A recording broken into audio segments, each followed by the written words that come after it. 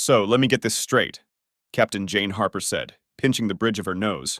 You traveled across the galaxy to offer us slavery? The alien diplomat, a towering mass of tentacles and eye stalks, bobbed what Jane assumed was its head. Precisely. Isn't it wonderful? Jane exchanged glances with her second-in-command, who was clearly fighting back laughter. She cleared her throat.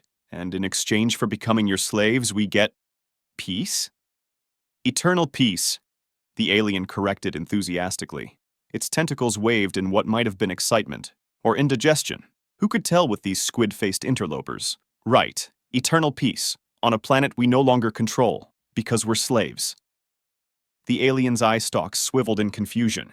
You seem dissatisfied with our generous offer. Perhaps I should explain the benefits of slavery. Oh, please do, Jane replied, her voice dripping with enough sarcasm to fill the Mariana Trench. I'm dying to hear how being owned by space calamari is going to improve my life. As the alien launched into what was undoubtedly a well-rehearsed sales pitch, Jane found her mind wandering. She thought about the years humanity had spent preparing for first contact, the technological advancements, the cultural sensitivity training, the painstaking efforts to appear civilized and worthy of joining the galactic community. And now this, slavery with a smile. And that's why our whips are 30% more ergonomic than the leading competitors, the alien concluded triumphantly. Jane blinked. I'm sorry, I must have dozed off somewhere between indentured servitude and ergonomic whips. Could you repeat that last bit? The alien's tentacles drooped slightly. You're not interested? Gee, what gave it away? Jane's second-in-command muttered. Jane shot him a warning glance before turning back to the alien. Look, what did you say your name was? Glogdor the Magnanimous, conqueror of 1,000 worlds, bringer of chains and eternal peace. Right, Gloggy. Can I call you Gloggy? The alien's skin flushed a deep purple. I would prefer. Great. So, Gloggy, here's the thing, Jane continued, ignoring the alien's sputtering protests. We humans have this funny little quirk. We're not big fans of slavery. In fact, we kind of have a history of violently opposing it. Glogdor's eye stalks drooped further. But the eternal peace! Yeah, about that, Jane said, leaning forward. We've got a counteroffer for you. How about you turn that fancy spaceship of yours around? Go back to wherever you came from, and we'll consider that our eternal peace. The alien's tentacles began to writhe in agitation. This is most unusual. No species has ever rejected our offer before. Jane's second-in-command snorted. Maybe you should update your sales pitch, or, not try to enslave sentient beings. Glogdor's eye stalks swiveled rapidly between the two humans. But what about the benefits package? The dental plan? The company picnics? Hard pass, Jane said firmly. Now, are you going to leave peacefully? Or do we need to demonstrate why trying to enslave humanity is a spectacularly bad idea? The alien deflated visibly, its tentacles drooping to the floor. I suppose we'll take our leave then. Our superiors will be most displeased. As Glogdor shuffled dejectedly towards the exit, Jane called out, Hey, Gloggy! The alien turned, a glimmer of hope in its eye stalks. Next time you want to make first contact, try bringing a fruit basket instead of chains. Works wonders for interspecies relations. As the door closed behind the dejected alien, Jane turned to her second-in-command with a weary sigh. Well, that was something, he grinned. You handled it beautifully, Captain. Though I think you might have hurt poor Gloggy's feelings. Yeah, well, hurt feelings are better than enslaved planets, Jane retorted. Can you believe the audacity? Crossing the vastness of space just to offer us a job with really terrible benefits? To be fair, the dental plan did sound intriguing, he quipped. Jane rolled her eyes. Remind me to never let you negotiate with alien diplomats. As they made their way to the bridge to report on the bizarre encounter, Jane couldn't help but chuckle. When I joined the Space Force, I expected a lot of things. Dogfights with alien invaders, tense diplomatic negotiations, maybe even a little space romance. But this, turning down a slavery pyramid scheme from a purple octopus, that was definitely not in the brochure. Her second-in-command laughed. Just wait until we file the report. Alien encounter terminated due to unacceptable benefits package and lack of ergonomic considerations. HR is going to have a field day with this one. As they reached the bridge, alarms suddenly blared to life. Jane rushed to her station, barking orders as she went. Report! What's happening? A young ensign looked up from his console, his face pale. Captain, it's Glogdor's ship, They're powering up their weapon systems. Jane's eyes narrowed as she stared at the view screen, watching the alien vessel's ominous glow. Well, well, well. Looks like Gloggy doesn't take rejection well. Shields up. Battle stations. As the crew scrambled to their positions, Jane allowed herself a small, fierce grin. If these aliens thought humanity would roll over and accept slavery just because they asked nicely, they were in for a rude awakening. All right, folks, she announced to her crew. Let's show these tentacled tyrants why you don't mess with humanity. And someone get me the comms. I've got a few choice words for our friend Gloggy about proper business etiquette. As the alien ship loomed larger on the view screen, Jane grabbed the comm unit. Gloggy, buddy pal, she drawled, her voice dripping with faux sweetness. I thought we had an understanding. You go your way, we go ours, everyone's happy. But here you are, ruining a perfectly good Tuesday afternoon. The alien's face appeared on screen, tentacles writhing in what Jane could only assume was alien indignation.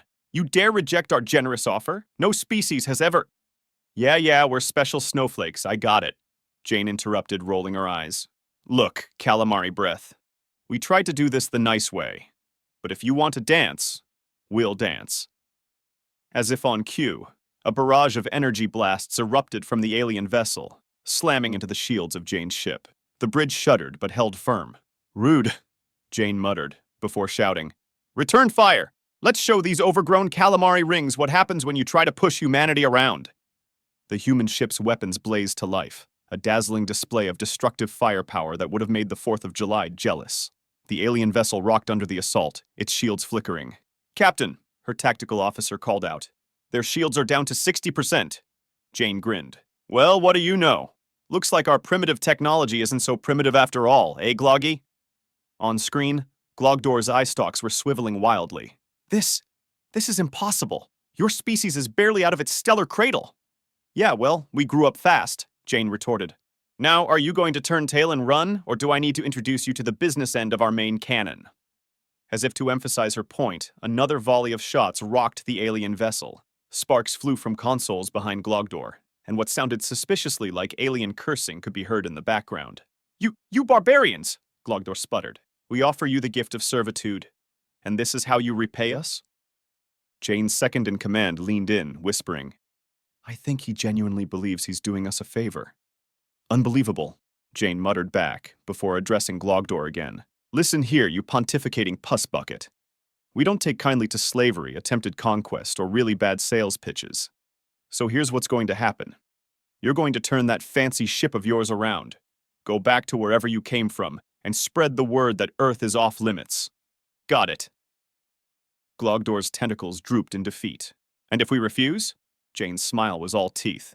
Then we'll be happy to demonstrate why humanity has a reputation for being stubborn, creative, and really, really good at breaking things we don't like. Your choice. There was a long pause as Glogdor seemed to consider his options. Finally, the alien deflated visibly. Very well, we shall take our leave. Smart choice, Jane nodded. Oh, and Gloggy? Next time you want to offer someone a job, try LinkedIn. Much less chance of interstellar war. As the alien ship retreated, its engines glowing as it prepared to jump to faster than light speed, a cheer went up from the bridge crew. Jane allowed herself a moment to bask in the victory before turning to her second-in-command. Well, that was fun, she said dryly. Remind me to update our first contact protocols. I think we need a section on what to do when aliens try to recruit you into a galactic pyramid scheme. He laughed. I'll get right on that, Captain. Though I have to say, your negotiation tactics were unique. Hey, it worked, didn't it? Jane shrugged. Besides, I always wanted to use pontificating puss bucket in a sentence. Now, let's get this ship back in order. Something tells me this isn't the last we've seen of our friends from the stars. As the crew set about their tasks, Jane couldn't help but smile. It had been a weird day, sure, but they'd faced down an alien threat, defended Earth's freedom, and done it all without spilling a single drop of coffee. All in all, not a bad day's work for humanity. You know, she mused to no one in particular, I bet the aliens' HR department is having a real interesting day right about now. Reason for mission failure. Humans unexpectedly opposed to slavery. That's got to be a first. As laughter rippled across the bridge, Jane settled back into her captain's chair. The stars stretched out before them, vast and full of possibility. And if any other would-be conquerors were out there, well, humanity would be ready. After all, they had dental to consider. As the excitement on the bridge began to settle, Jane's communication officer suddenly perked up. "Captain, we're receiving a transmission. It's not from Glogdor's ship." Jane raised an eyebrow. "Oh, more alien telemarketers? Put it on screen, this ought to be good." The view screen flickered to life, revealing a face that was decidedly human. The man on the screen wore an impeccable suit and a smile that could sell ice to an Eskimo. "Greetings, Captain Harper," the man said smoothly. "I'm Gerald Worthington, CEO of Galactic Enterprises. I couldn't help but overhear your recent negotiation." Jane blinked. "I'm sorry, what? How did you—" "Oh, details, details," Gerald waved dismissively. "What matters is that I have a proposition for you. How would you like to be part of the exciting new multi-level marketing opportunity? We're expanding into the alien market, and with your negotiation skills, you'd be perfect." The bridge fell silent. Jane stared at the screen, her mouth hanging open. Finally, she found her voice. "Let me get this straight. We just fought off alien slavers, and now a human wants to recruit us into— what? A cosmic Avon?" Gerald's smile never wavered. "Think bigger, Captain. Galactic Enterprises is poised to revolutionize interstellar commerce. With our product line of human-made goods, we'll corner the alien market in no time." Jane pinched the bridge of her nose. "And what exactly are we selling to these aliens?" "Why, the wonders of human ingenuity, of course," Gerald exclaimed. "Snuggies, ShamWows, those little vegetable choppers that— wait for it, slap and chop." The second-in-command leaned in close to Jane. "Permission to fire photon torpedoes, Captain?" "Tempting," Jane muttered, before addressing Gerald. "Mr. Worthington, while I appreciate your enthusiasm, I'm afraid we'll have to decline. We're a bit busy defending Earth from alien invasions at the moment." Gerald's smile faltered for the first time. But think of the potential. You could be a diamond-level space consultant in no time." "I think I'll stick with my current job title. Thanks," Jane replied dryly. "Now, unless you have any actually useful information about potential alien threats, I'm going to have to ask you to stop using our emergency channels for your sales pitch." As Gerald opened his mouth to protest, Jane made a slashing motion across her throat. The communications officer cut the transmission. "Well," Jane said to the stunned silence on the bridge, "I guess some things are universal after all. Even in space, you can't escape multi-level marketing schemes." Her second-in-command chuckled.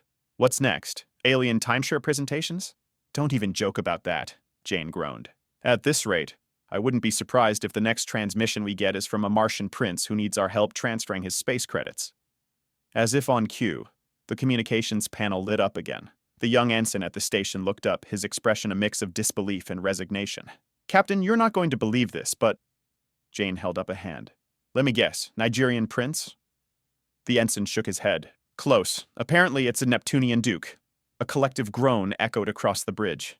Jane slumped in her chair, wondering if it was too late to turn in her resignation and open a quiet little cafe on some backwater planet.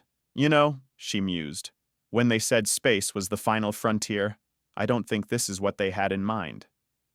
Her second-in-command patted her shoulder sympathetically. "Look on the bright side, Captain. At least it's never boring." Jane snorted. "True. All right, people. Let's draft a new protocol. From now on,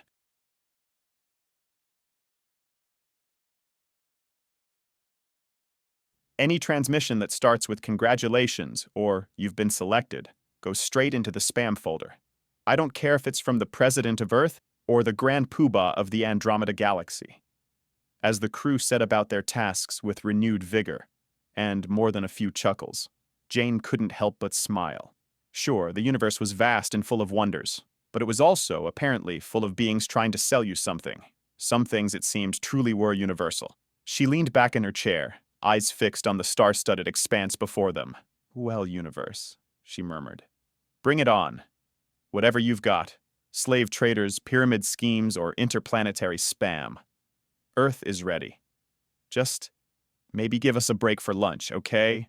Even defenders of galactic freedom need a sandwich break now and then." With that, Captain Jane Harper, newly christened defender against both alien invaders and cosmic con artists, settled in for whatever the universe decided to throw at them next. After all, in space, no one can hear you scream. But they can apparently still try to sell you a timeshare. As the bridge crew settled into a wary vigilance, monitoring for any new transmissions or potential threats, Jane's second-in-command approached her chair with a datapad in hand. "Captain," he said, his voice a mix of amusement and concern. "You might want to take a look at this. It seems our little encounter with Glogdor has gone viral." Jane raised an eyebrow. "Viral? What do you mean?" He handed her the datapad. "Apparently someone on board recorded your conversation with Glogdor and uploaded it to GalacTube. It's got over 1 billion views already." Jane stared at the screen in disbelief. There she was, in all her sarcastic glory, telling off an alien slaver with all the finesse of a bulldozer in a china shop. The comments section was a riot of alien and human reactions, ranging from cheers of support to outraged huffing from what appeared to be Glogdor's species. "Well," Jane said slowly, "I guess that's one way to announce our presence to the galaxy. Think they'll make t-shirts?" Her second-in-command grinned. "Already happening, Captain. Earth, where alien slavers get served, is trending on Spacebook." Jane groaned. "Fantastic, I always wanted to be a meme. What's next, action figures?" As if on cue, the communication panel lit up again. The long-suffering ensign looked up, his expression a mix of confusion and resignation. "Captain, we're receiving a transmission from Earth. It's a company called Hasbro." Jane's head hit the back of her chair with a thud. "You've got to be kidding me." The view screen flickered to life, revealing an enthusiastic marketing executive. "Captain Harper, we've seen your incredible video, and we have an amazing opportunity for you. How would you like to be the face of our new action figure line? Galactic Defenders, Earth Sassy Saviors?" Jane stared at the screen, her expression caught between disbelief and hysterical laughter. What?" The marketing exec continued undeterred. "Picture this. A Captain Jane Harper action figure, complete with witty one-liner sound chip.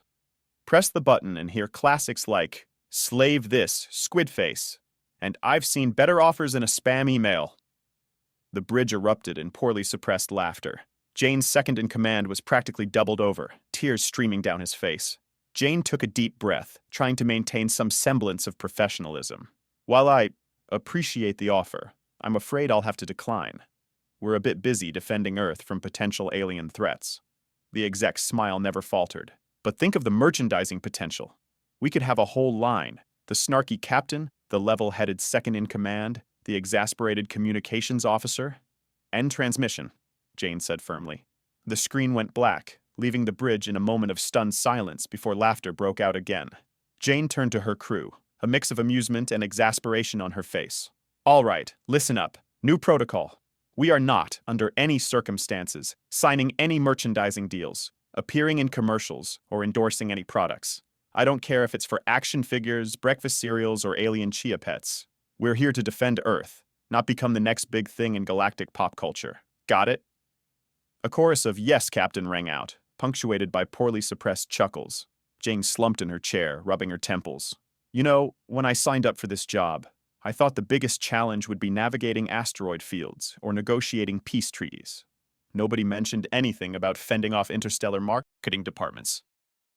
Her second-in-command, finally regaining his composure, patted her shoulder. "Look on the bright side, Captain. At least we're making a good first impression on the galaxy. Nothing says 'don't mess with Earth' quite like going viral for sass-talking an alien slaver." Jane couldn't help but crack a smile. "I suppose you're right. Though I shudder to think what the next alien encounter will be like. They'll probably expect a stand-up routine along with the photon torpedoes." As if the universe itself had a sense of humor and terrible timing, the ship's sensors began to beep urgently. The tactical officer's eyes widened as he read the incoming data. "Captain!" he called out, his voice a mix of excitement and trepidation. "We're picking up a massive energy signature. It looks like a ship, but it's huge, like dwarfs a small moon huge." Jane straightened in her chair, all traces of humor gone from her face. "Battle stations, everyone. Looks like we might have another customer for Earth's special brand of hospitality." As the crew rushed to their positions, Jane couldn't help but mutter under her breath, "I swear, if this turns out to be the galaxy's largest door-to-door salesman, I'm retiring to become a hermit on Mars." The massive ship loomed into view on their screen, its sleek design unlike anything they'd seen before. As they watched, a transmission began to come through. Jane took a deep breath, squaring her shoulders. "All right, folks, let's show the galaxy what Earth is really made of. And someone please make sure we're not accidentally live streaming this time.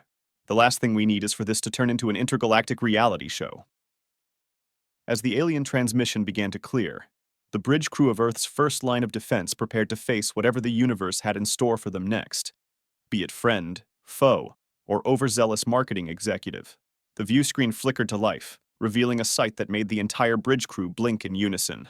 Instead of the expected alien visage, they were greeted by what appeared to be a giant floating brain. Tendrils of energy pulsed around it, and in the center, two piercing eyes regarded them with unmistakable intelligence. For once, Jane found herself at a loss for words. The brain creature spoke, its voice resonating directly in their minds. "Greetings, humans of Earth. We are the Cerebrans, guardians of galactic knowledge. We have observed your recent interactions with other species." Jane cleared her throat, trying to regain her composure. "Well, that's flattering. I hope we put on a good show for you." The Cerebran's eyes narrowed slightly, a hint of amusement evident. "Indeed, your species' penchant for sarcasm and wit in the face of adversity is intriguing. We have come to offer you a choice." "Oh boy," Jane muttered under her breath. "Here we go again." Louder, she addressed the Cerebran.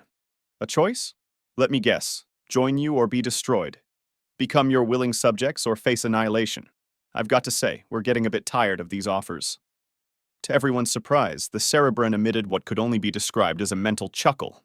"Nothing so dramatic, Captain Harper. We offer you knowledge, the accumulated wisdom of 1,000 galaxies. In exchange, we ask that you share with us the intricacies of human humor." A stunned silence fell over the bridge. Jane's second-in-command leaned in close. Did an all-powerful alien brain just ask us to explain jokes to it?" Jane nodded slowly, a grin spreading across her face. "I believe it did." She turned back to the view screen. "Let me get this straight. You're offering us the knowledge of the universe in exchange for a comedy masterclass." The Cerebran's energy tendrils pulsed in what might have been excitement. "Precisely. Your species' ability to find levity in even the most dire situations is unparalleled. We believe this humor of yours may be the key to solving conflicts across the galaxy." Jane couldn't help it. She burst out laughing. "Oh, this is rich. We've gone from fighting off slavers to becoming the galaxy's stand-up comedians. All right, big brain, you've got a deal. But I've got to warn you. Our jokes don't always translate well." The Cerebran's eyes seemed to twinkle. "We are prepared for the challenge. Shall we begin with the concept of knock-knock jokes?" And so, in a turn of events that no one could have predicted, the crew of Earth's flagship found themselves conducting an impromptu comedy workshop for an alien superintelligence. As Jane explained the intricacies of puns, sarcasm, and the ever-elusive dad joke, knowledge of advanced technologies and cosmic mysteries flowed into the ship's computers. Hours passed, filled with laughter, groans, and the occasional confused silence as the Cerebran grappled with particularly obscure pop culture references. "And that," Jane said, wiping tears of laughter from her eyes, "is why the chicken crossed the road." The Cerebran was silent for a long moment, its energy tendrils swirling in deep thought. Finally it spoke. "We think we understand. The humor lies in the subversion of expectations, yes? The anticipation of a profound reason, only to be met with utter simplicity." Jane nodded, grinning. "You've got it. Congratulations, you now understand about 12% of human humor. Only about 1,000,000 more jokes to go." As the impromptu cultural exchange continued, Jane couldn't help but marvel at the absurdity of it all. Here they were, teaching knock-knock jokes to a cosmic brain, all in the name of galactic peace. Her second-in-command sidled up to her, a bemused expression on his face. "You know, Captain, when they said laughter was the best medicine, I don't think they meant for the entire universe." Jane chuckled, shaking her head. "Well, it beats the alternatives we've seen so far. I'll take comedy lessons over slave traders any day." As the Cerebran attempted its first, "Why did the alien cross the asteroid belt?" joke, with mixed results, Jane couldn't help but feel a surge of pride. Humanity might not be the most advanced species in the galaxy, but they were certainly proving to be the most entertaining. And in a universe full of dangers, slavers, and overzealous marketers, maybe that was exactly what was needed. A species that could laugh in the face of adversity and teach others to do the same. "All right, big brain," Jane called out, clapping her hands together. "Ready for your next lesson? We're moving on to satire, but I've got to warn you, it's going to get a little meta."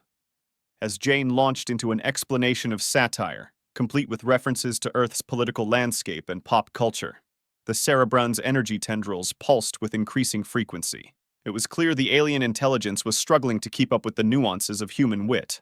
So you see, Jane concluded, satire is like holding up a funhouse mirror to society. It's exaggerated, it's ridiculous, and yet, it's true enough to make you think. The Cerebrin was silent for a long moment, its massive form seemingly pulsating with deep thought. Finally, it spoke. We believe we grasp the concept. Allow us to attempt a satirical observation. Jane leaned back in her chair, a mix of anticipation and trepidation on her face. This ought to be good, she muttered to her second-in-command. The Cerebrin's voice resonated in their minds once more. Observe. Is it not amusing that a species capable of splitting the atom still finds entertainment in watching felines on your internet? Perhaps the true measure of intelligence is not technological advancement, but the ability to appreciate the simple joy of a cat video. The bridge fell silent for a beat before erupting into laughter. Jane wiped a tear from her eye, genuinely impressed. Well, I'll be damned. The big brain's got jokes. The Cerebrin's eyes seemed to twinkle with pride. We are pleased our attempt at humor was successful. However, we must confess confusion over one aspect of human comedy. What is the significance of this banana peel we keep encountering in your slapstick references? Jane opened her mouth to explain, then paused, a mischievous glint in her eye. You know what? I think this calls for a practical demonstration. Who's up for a little performance art? Her second-in-command groaned. Captain, please tell me you're not thinking what I think you're thinking. Oh, I absolutely am. Jane grinned, already heading for the ship's galley. Someone get me a banana and a camera. We're about to give the Cerebrins a crash course in physical comedy. What followed was a series of increasingly elaborate pratfalls, each met with confused silence from the Cerebrin and stifled giggles from the crew. Jane slipped on banana peels, walked into bulkheads, and even attempted a spectacular pie-in-the-face gag, with mixed results and a very messy bridge. As Jane picked whipped cream out of her hair, the Cerebrin finally spoke. We believe we understand. The humor derives from the unexpected physical misfortune of others, combined with the inherent absurdity of the situations. Fascinating. Glad you enjoyed the show, Jane said, attempting to maintain her dignity while covered in pie filling. Any other aspects of human humor you'd like us to demonstrate? Maybe we could explain puns next. I've got a few that are out of this world. The Cerebrin's energy tendril suddenly pulsed rapidly, its massive form shimmering with what could only be described as excitement. Captain Harper, we believe we have had a breakthrough. Your species' ability to find humor in all situations, even potential cosmic threats, is not just entertainment, it's a survival mechanism. Jane blinked, caught off guard by the sudden shift. Come again? Don't you see? The Cerebrin continued, its mental voice brimming with enthusiasm. Your humor allows you to process and cope with the unknown, to face adversity with a smile. It's not just a cultural quirk, it's an evolutionary advantage. The bridge fell silent as the implications sank in. Jane's second-in-command whistled low. So you're saying our bad jokes might actually save the galaxy? The Cerebrin's eyes seemed to smile. Indeed. We believe that by spreading humor throughout the cosmos, we may be able to foster understanding between species, diffuse conflicts, and perhaps even prevent intergalactic wars. Jane leaned back in her chair, a slow grin spreading across her face. Well, I'll be damned. When I joined the Space Force, I never thought I'd end up being a cosmic comedian. But if it means saving the galaxy, I guess I can take a few more pies to the face. As the crew began excitedly discussing the implications of their newfound galactic purpose, Jane couldn't help but chuckle to herself. They had set out to defend Earth and somehow ended up with the loftiest mission of all, teaching the universe to laugh. All right, everyone, she called out, clapping her hands to get attention. New mission parameters. We're not just explorers anymore. We're not just defenders. We are now officially the galaxy's jesters. Our prime directive? Make the cosmos crack up. As cheers erupted across the bridge, Jane turned back to the Cerebrin, a twinkle in her eye. So, big brain, ready for your next lesson? I think it's time we introduced you to the art of the dad joke. Brace yourself. It's about to get gloriously groan-worthy in here. And so, as the massive Cerebrin ship and the comparatively tiny Earth vessel drifted together in the vast expanse of space, a new chapter in galactic history began. One filled with laughter, groans, and the occasional pie to the face. After all, in a universe full of wonders and terrors, sometimes the best defense is a good punchline.